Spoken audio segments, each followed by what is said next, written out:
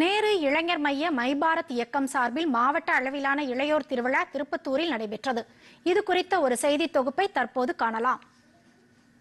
வருங்கால இந்தியாவை தாங்கி முன்னேற்ற பாதையில் கொண்டு செல்ல தயாராகி கொண்டிருக்கும் இளையோரை மிகச் சிறப்பாக மெருகேற்றுவதில் பெரும் பங்கு வகிக்கும் மத்திய இளையோர் நலத்துறையின் கீழ் செயல்பட்டு வரும் நேரு யுவ கேந்திரா மைபாரத் சார்பில் மாவட்ட அளவிலான இளையோர் திருவிழா நடைபெற்றது. தன்னை தான் அறிதல் மிகவும் அவசியம்.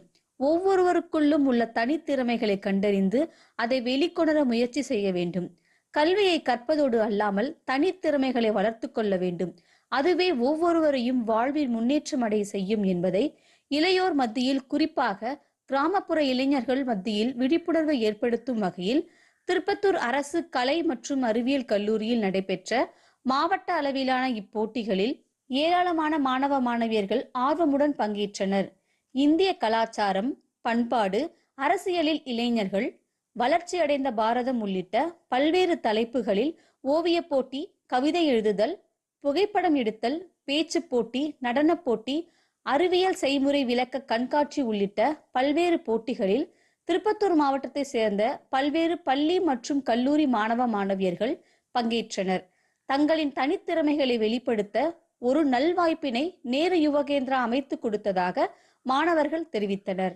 நான் டான் பாஸ்கோ காலேஜ்லேருந்து வந்திருக்கேன். இப்போ பார்த்தீங்கன்னா நேரு யுவ கேந்திரா மை பாரத் என்ற டிஸ்ட்ரிக்ட் லெவல் காம்படிஷனு இது ஒரு நல்ல பிளாட்ஃபார்மாக இருக்குது. எங்களோட டேலண்ட் வெளிப்படுறதுக்கு இங்கே நிறைய காலேஜஸ் மற்ற ஸ்கூல்ஸ் எல்லாம் இருக்குது. நிறைய விதமான சப்ஜெக்ட்ஸ்லேருந்து ப்ராஜெக்ட்ஸ் இம்ப்ளிமெண்ட் பண்ணுறாங்க. அதனால் நிறைய நாலேஜ் நாங்கள் கற்றுக்குறோம். நான் கவியரசு. நான் Shepherd's matric higher secondary school Madapalli திருப்பத்தூர்லேருந்து வரேன். இங்கே நேரு யுவ கேந்திரா என்ற இதில் district level youths of science மேலே நடக்குது. அந்த ப்ராஜெக்டில் நிறைய ஸ்கூல்ஸ்லேருந்து காலேஜஸ்லேருந்து வந்திருக்காங்க. நாங்கள் பார்த்தீங்கன்னா சயின்ஸ் ப்ராஜெக்ட் பண்ணியிருக்கோம். இவங்க மத்தியில் நாங்கள் ஒரு பார்ட்டிசிபேட் பண்ணுறது ரொம்ப பெருமையாக இருக்குது. டிடி தமிழ் செய்திகளுக்காக நேரு யுவ கேந்திரா மைபாரத் மாவட்ட அளவிலான இளையோர் திருவிழா நடைபெறும் திருப்பத்தூர் அரசு கலை கல்லூரி வளாகத்திலிருந்து அனுராதா. தொழிலதிபர் அதானியை முதலமைச்சர் மு.க. ஸ்டாலின் சந்திக்கவும் இல்லை, அந்த நிறுவனத்துடன் திமுக ஆட்சியில் ஒப்பந்தம் எதுவும் செய்து கொள்ளவும் இல்லை என மின்துறை அமைச்சர் செந்தில் பாலாஜி தெரிவித்துள்ளார். அவர் இன்று வெளியிட்டுள்ள அறிக்கையில், தொழிலதிபர் அதானியை தமிழக முதலமைச்சர் சந்தித்தது போலவும் அதிக விலை கொடுத்து அதானியின் நிறுவனத்திடம் இருந்து சூரிய ஒளி மின்சாரம் பெற ஒப்பந்தம் செய்து கொண்டுள்ளது போலவும் எதிர்க்கட்சிகளும் ஊடகங்களும் தவறான தகவலை வெளியிட்டு வருவதாக கூறியுள்ளார். ஒவ்வொரு மாநிலமும் ஆண்டுதோறும் பயன்படுத்தும் மொத்த மின்சாரத்தில் குறிப்பிடத்தக்க அளவு குறிப்பிடத்தக்க மின்சக்தியை பயன்படுத்த வேண்டும்.